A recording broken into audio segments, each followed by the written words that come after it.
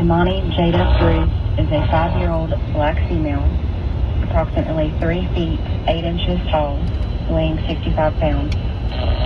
She has braided brown hair and brown eyes.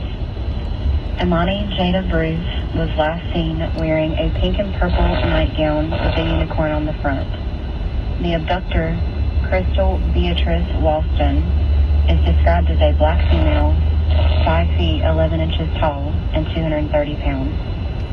She has black braided hair, brown eyes, wearing a black V-neck scrub top, black scrub pants, and Carolina blue grip socks. She has tattoos on her chest and both arms.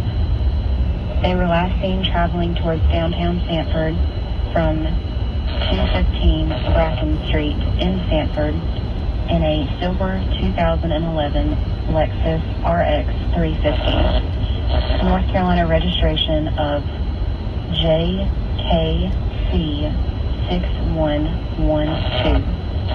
If you have any information regarding this abduction, call Cary Police Department immediately at 919-469-4012 or call 911 or star HP.